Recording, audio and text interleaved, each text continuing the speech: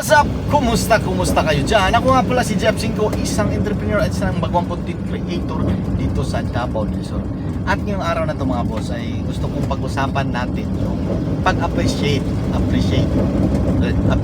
sa mga bagay. Kasi nga, gusto ko lang ikwento sa inyo yung nangyari sa sasakyan namin. Itong minivan, itong ginagamit ko ngayon. Dahil mga boss, no, hindi ko siya na-appreciate nung hindi pa siya nasira. Hanggat sa nawala sa akin yung bagay na yun. Yung bagay na yun ay parang nasira. Hanggang nasira siya, doon ko nalaman kung ano yung value niya, kung ano yung halaga niya dito sa araw-araw kong paggamit. So kasi mga boss, ngayong araw kasi na to is pupunta tayo doon sa kaibigan ko si Jeb Camiros.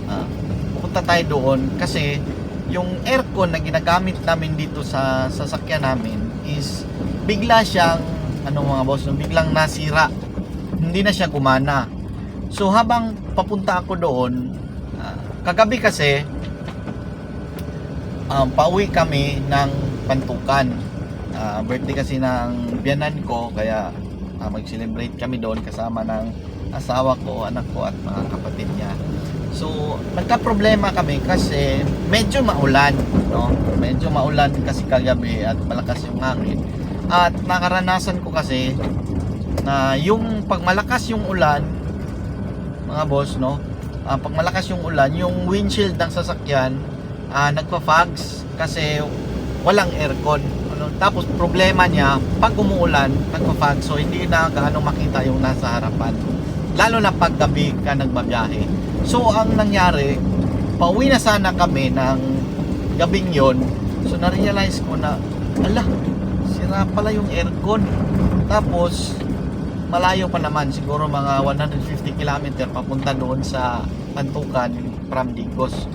So na-realize ko, nasira pala yung aircon. So paano tayo makakauwi nito? Umuulan pa naman. Iniiwasan ko naman yung magka-problema sa daan dahil hindi namin makikita yung, syempre, yung sa harapan namin. Sabi ko, ano kayang gagawin natin? So ang ginawa namin, pumunta kami doon sa kaibigan ko, kay Jem Cameros nga.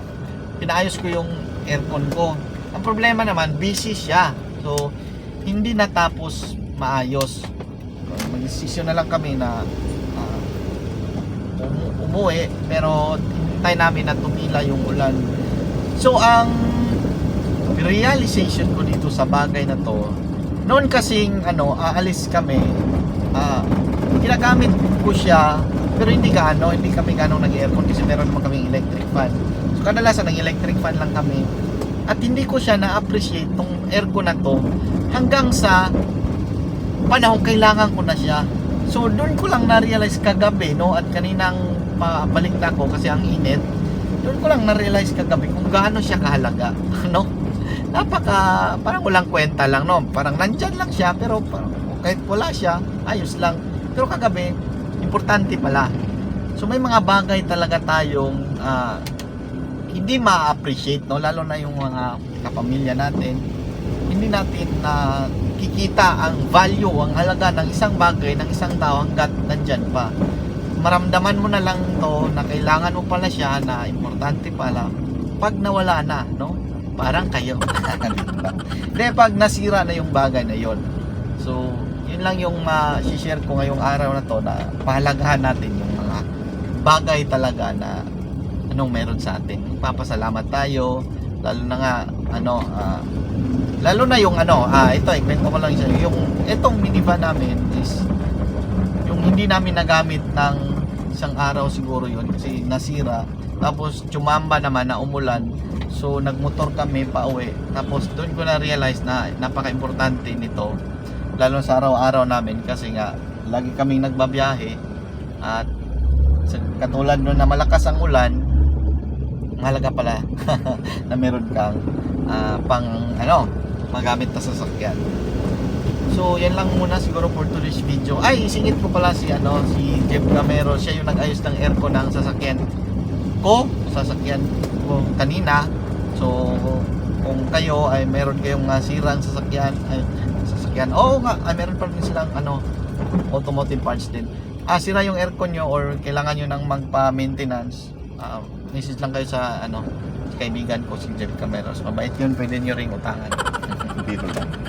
So yan lang muna for today's video nga pala. At huwag nyo palang kalimutan mga boss, ngayong November 18, ngayong November 18, ika-3rd founding anniversary ng Zell Salon dito sa Digos branch. Yung branch namin dito lang sa may Lapu-Lapu Extension, malapit sa Imcor. Kaya kung ikaw nagpabalak ka ng magpaganda ngayong buwan na to, abay, huwag ka nang magpa-tumpik-tumpik pa.